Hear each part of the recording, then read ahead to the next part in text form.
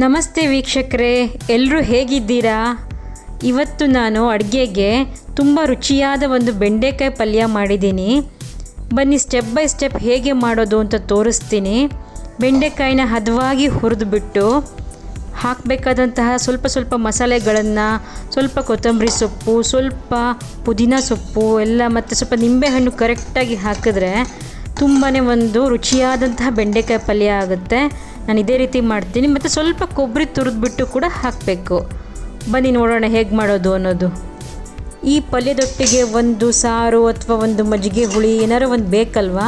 So ಮಜ್ಜಿಗೆಗೆ ಒಂದು simple ಒಗ್ಗರಣೆ ಹಾಕ್ಕೊಂಡು ಎಮ್ಮಿ ಮಜ್ಜಿಗೆನೂ ಮಾಡ್ಕೊಂಡಿದ್ದೀನಿ, ಅದನ್ನೂ ರೆಸಿಪಿ ತೋರಿಸ್ತೀನಿ.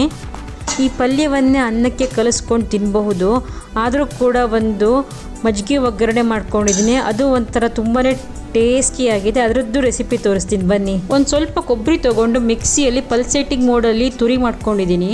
ಸ್ವಲ್ಪ ಪುದೀನ ಹಾಗೂ ಸ್ವಲ್ಪ ಜಾಸ್ತಿ ಕೊತ್ತಂಬರಿನ ನೀಟಾಗಿ ಉಪ್ಪಲ್ಲಿ ತೊಳ್ಕೊಂಡು ಹೆಚ್ಚಿಟ್ಕೊಂಡಿದ್ದೀನಿ. ಹಾಗೂ ಶುಂಠಿ ಅರ್ಧ ಇಂಚ್ಗೂ ಕಮ್ಮಿ 7-8 ಬೆಳ್ಳುಳ್ಳಿ ಎಸ್ಲು ತೊಗೊಂಡಿದ್ದೀನಿ. ಮತ್ತು ಕರಿಬೇವನ್ನ ಸ್ವಲ್ಪ ತೊಳೆದಿಟ್ಕೊಂಡಿದ್ದೀನಿ. ಇಷ್ಟು ಸಾಕು. ಬನ್ನಿ. ಪುದೀನ ಓನ್ಲಿ ಸ್ವಲ್ಪ, ಹಾಗೂ ನಿಂಬೆಹಣ್ಣು ಒಂದು ಅರ್ಧ ಹೋಳು.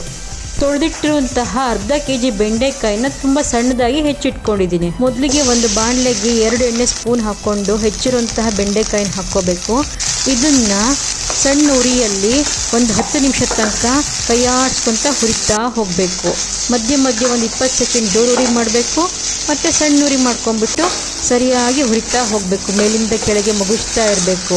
ಹೀಗೆ ಮಾಡೋದ್ರಿಂದ ಬೆಂಡೆಕಾಯಿ ಸರಿಯಾಗಿ ಆಲ್ಮೋಸ್ಟ್ ಒಂದು 7 ನಿಮಿಷ 8 ನಿಮಿಷಕ್ಕೆ ಬೆಂದ್ಕೊಂಡು ಬರುತ್ತೆ, ಹುರ್ಕೊಂಡು ಬರುತ್ತೆ.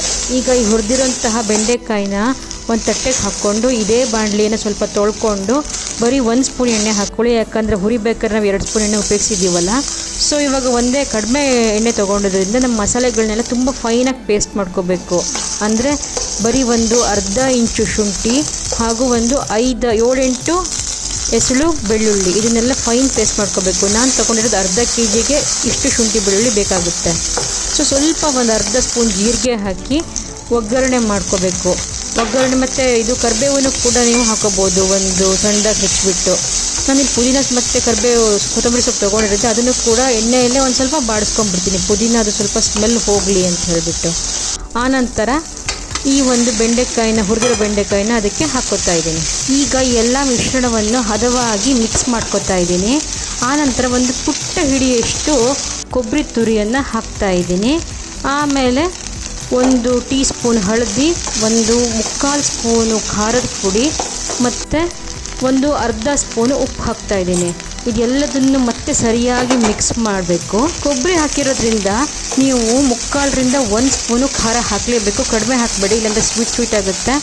ಆನಂತರ ಒಂದು ಮೀಡಿಯಮ್ ಸೈಜ್ ನಿಂಬೆ ಹಣ್ಣಿನ ಅರ್ಧ ಭಾಗನ ಸರಿಯಾಗಿ ನಿಂಬೆ ಹುಳಿಯನ್ನು ಹಿಂಡ್ಕೋಬೇಕು.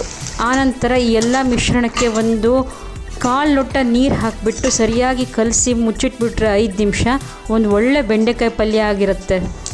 ಈಗ ಒಂದು ಸಿಂಪಲ್ ಮಜ್ಜಿಗೆ ಒಗ್ಗರಣೆ ತೋರಿಸ್ತಾ ಇದ್ದೀನಿ. ಇದು ತುಂಬಾ ಸಿಂಪಲ್ಲು. ಒಂದು 2 ಮೆಣಸಿನ್ಕಾಯಿ, ಅರ್ಧ ಸ್ಪೂನ್ ಜೀರಿಗೆ ಹಾಗೂ ಒಂದು 4-5 ಎಸಳು ಬೆಳ್ಳುಳ್ಳಿ, ಇದನ್ನೆಲ್ಲ ಒಂದು ಫೈನ್ ಪೇಸ್ಟ್ ಮಾಡಿಕೊಂಡು ಒಗ್ಗರಣೆ ಮಾಡ್ಕೋಬೇಕು. ಇದಕ್ಕೆ ಮತ್ತೆ ಆ 3 ಥರ ಸೊಪ್ಪುಗಳಿದೆಯಲ್ವಾ, ಕರಿಬೇವು, ಕೊತ್ತಂಬರಿ, ಪುದೀನ, ಅದನ್ನು ಸಣ್ಣದಾಗಿ ಹೆಚ್ಚಿಬಿಟ್ಟು ಬಾಡಿಸ್ಕೋಬೇಕು ಎಣ್ಣೆಯಲ್ಲಿ. ಇದಕ್ಕೆ ಮಜ್ಜಿಗೆ ಹಾಕಿಬಿಟ್ಟು, ನೀರು ಹಾಕಿಬಿಟ್ಟು, ಉಪ್ಪು ಹಾಕಿದ್ರೆ ಒಂದು ಯಮ್ಮಿಯಾದಂತಹ ಮಜ್ಜಿಗೆ ಒಗ್ಗರಣೆ ಸಿಗುತ್ತೆ. ಅದು ಅನ್ನಕ್ಕೆ ತುಂಬಾ ಟೇಸ್ಟಿಯಾಗಿರುತ್ತೆ. ಮಾಡಿ ನೋಡಿ. ನನ್ನ ವಿಡಿಯೋಗಳು ಇಷ್ಟ ಆಗಿದ್ದರೆ ದಯವಿಟ್ಟು ಸಬ್ಸ್ಕ್ರೈಬ್ ಮಾಡಿ ಫ್ರೆಂಡ್ಸ್.